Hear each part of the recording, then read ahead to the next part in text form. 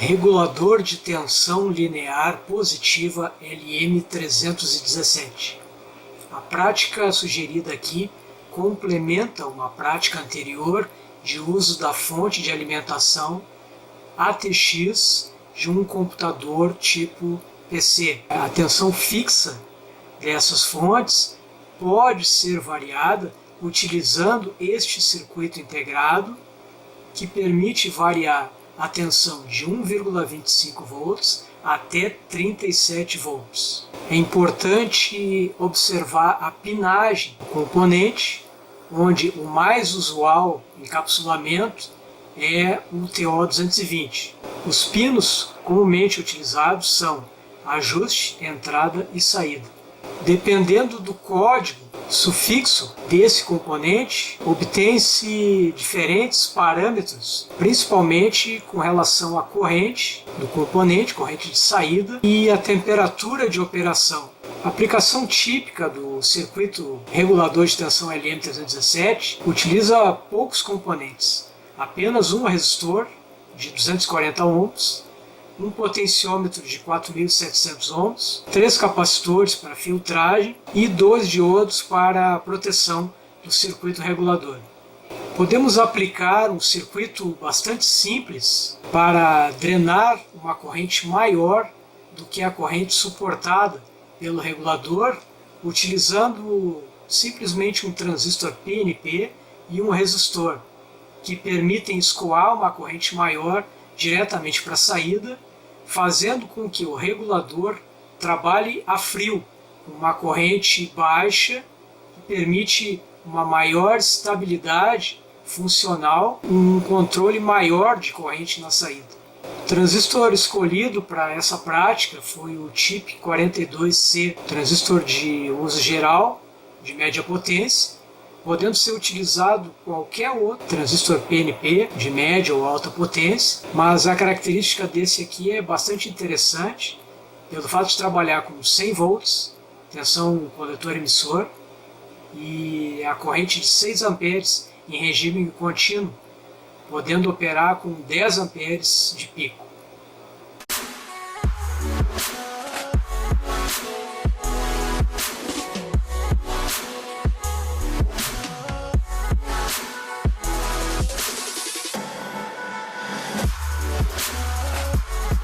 Na preparação do potenciômetro para uso no circuito, eu vou precisar dos seguintes materiais: estanho, para fazer a soldagem dos terminais do potenciômetro, no caso aqui um potenciômetro de 4.700 ohms, tem 3 terminais, eu só preciso utilizar 2 terminais dele. Vou precisar de um estanhador, soldador, em torno de 30 watts. Vou utilizar 3 terminais de uma barra de pinos, onde eu coloco na protoboard para servir de base, de apoio, e já posicionado numa situação em que facilita o encaixe desse potenciômetro na própria protoboard. Então, primeiramente eu vou estanhar os terminais do potenciômetro. Coloco um pouco de estanho, aqueço, para facilitar a soldagem, os 3 terminais, já colocando o estanho, facilita o processo, Depois eu encaixo, faço o encaixe nos terminais da protoboard, fica posicionado da forma correta. Eu vou aquecer primeiramente o terminal do potenciômetro e o terminal do conector e vou aplicar estanho.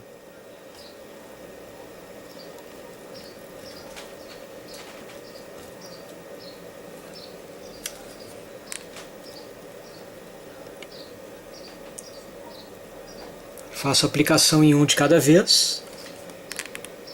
Aqueço o terminal e aplico o estanho. E o terceiro, mesma coisa. O fato de já ter aplicado anteriormente o estanho facilita a soldagem. Aguardo alguns instantes até que o estanho esteja bem resfriado e posso retirar da protoboard. uma forma de montar com uma rigidez mecânica boa, e eu também posso utilizar fios nessa montagem. Posso aplicar um fio juntamente com o terminal do potenciômetro para fazer uma ligação num ponto mais longo da placa. No caso aqui eu vou utilizar somente 2 terminais do potenciômetro, sendo que o terceiro não é utilizado. Então eu só preciso soldar 2 terminais. O terceiro fica para aumentar a resistência do sistema. Como eu vou utilizar um diodo que possui terminais bastante espessos, bem maiores do que o diâmetro que a protoboard admite, então eu vou utilizar o mesmo recurso da barra de terminais, conectar esse diodo na placa, na protoboard. Então primeiramente eu vou cortar um pouco do terminal do diodo, deixar ele mais curto. Vou encaixar entre os terminais que eu vou utilizar como encaixe da protoboard. Vou utilizar o soldador e o estanho para fazer a soldagem.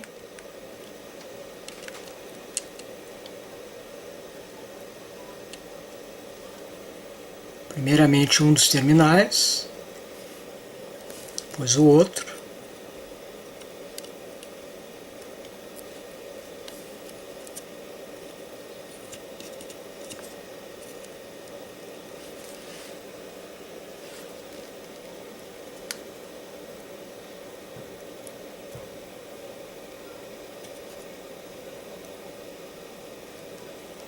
Pronto, já tenho um suporte adequado, encaixe de terminais no tamanho adequado para a protoboard, para evitar danos aos furos utilizados para montagem.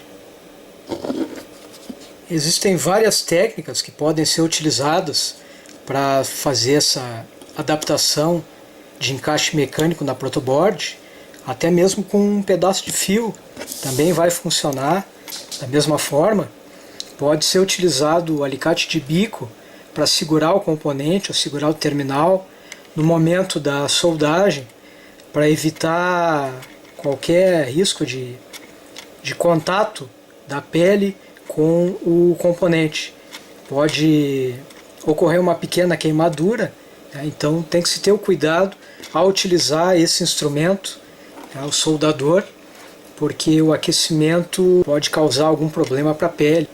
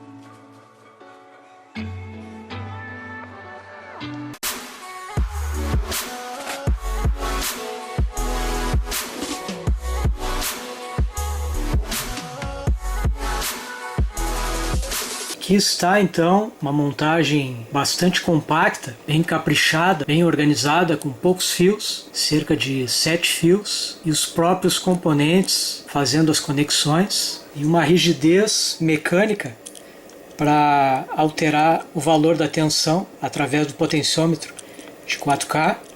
Foi adicionado um knob, botão, para facilitar o giro do potenciômetro. Eu vou demonstrar aqui como utilizar a fonte de uma CPU sem retirá-la do gabinete. Outra coisa que se deve fazer primeiro é retirar o cabo de alimentação da fonte. A fonte de alimentação fica atrás, né, da CPU, então deve ser desconectado o cabo da alimentação. Essa fonte aqui é bivolt, né, ela possui uma chave para fazer a seleção de voltagem, 115 ou 220, e é uma fonte antiga. As mais novas já possuem seleção bivolt automática. Algumas fontes desse tipo possuem uma chave liga-desliga, facilitando também a operação. Não é o caso aqui. Aqui eu tenho uma CPU de computador que já foi desmontada, mas não é necessário retirar todas as peças da CPU. Basta retirar a tampa que fica na lateral esquerda da CPU, ou, dependendo do tipo de gabinete, em forma de U, né, ela sai as duas laterais e a tampa superior.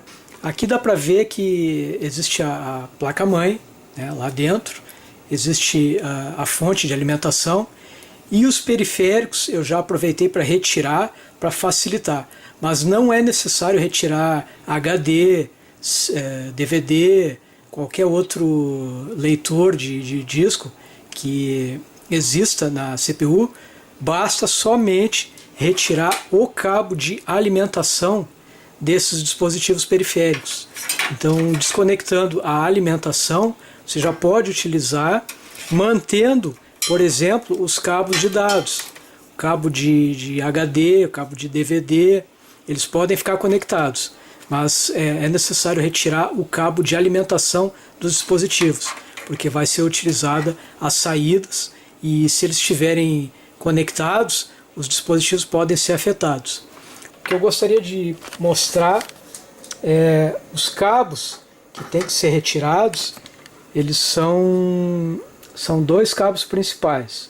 Um cabo de 12 volts, que deve ser desconectado da placa, com fios amarelos e pretos, normalmente são essas cores, fica conectado na placa-mãe, e o conector que vai ser utilizado fica aqui atrás. Ele tem, às vezes tem uma trava que precisa ser pressionada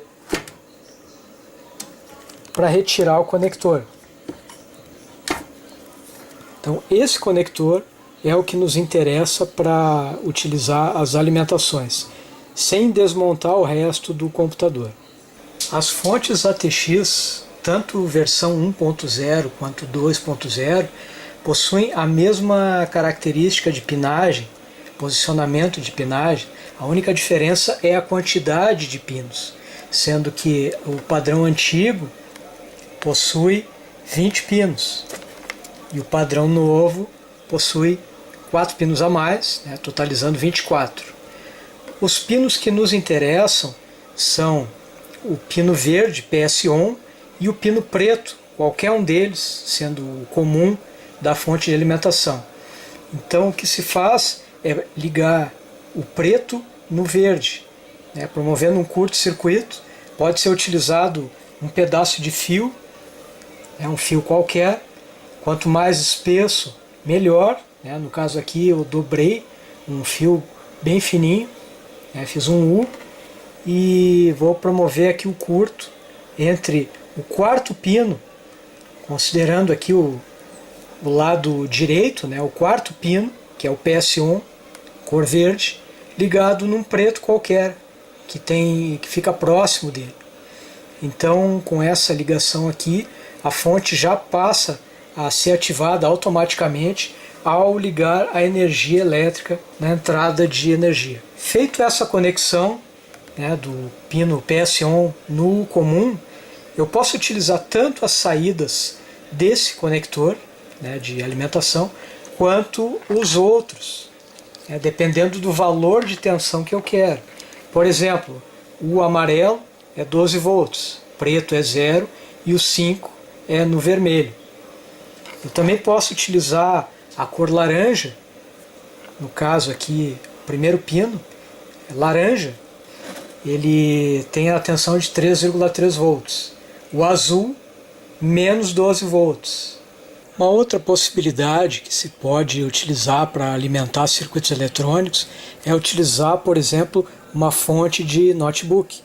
A saída do conector P4 pode-se obter em torno de 19 a 20, 21 volts e de 1 a 3 amperes. Para conectar no circuito, pode-se utilizar um jack fêmea P4, soldado a 2 fios. Só se deve observar a polaridade.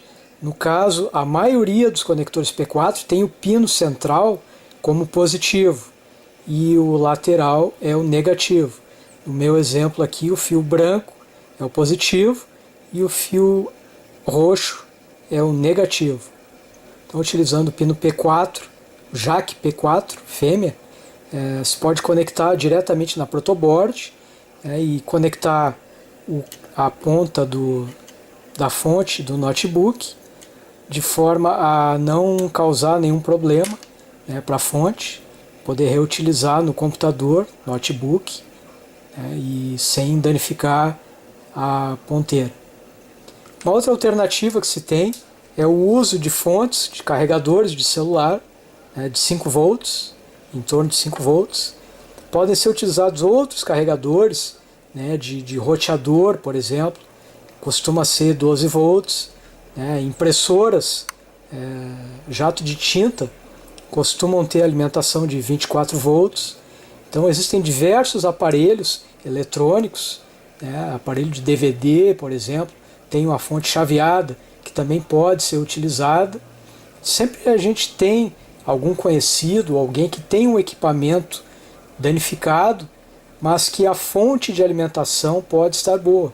Então é uma questão de pesquisar, procurar, ou até mesmo visitar uma oficina técnica autorizada e pedir, se apresentando como aluno do curso de eletrônica e pedindo uma sucata de fonte de alimentação, um equipamento que esteja em funcionamento para poder elaborar as práticas em casa. Utilizando então um carregador de notebook com a tensão em torno de 20 volts, alimentando esse circuito regulador de tensão com um driver de corrente, eu consigo obter uma tensão mínima de saída de 1,24 volts.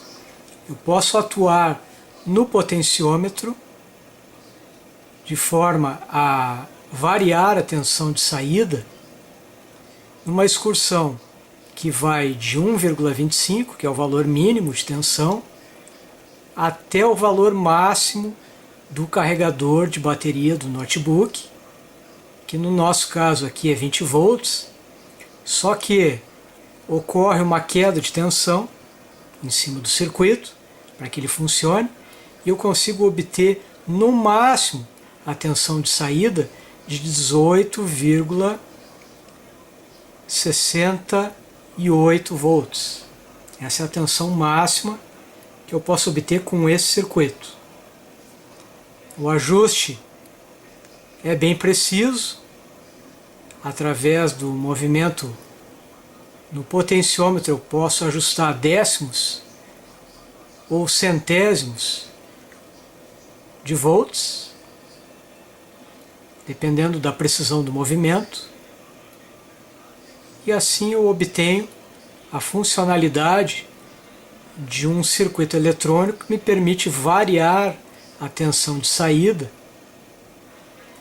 que vai ser utilizada para alimentar circuitos eletrônicos, com uma vasta gama que vai dos parâmetros do componente. No caso aqui o LM317T admite na sua entrada uma tensão de até 35 volts.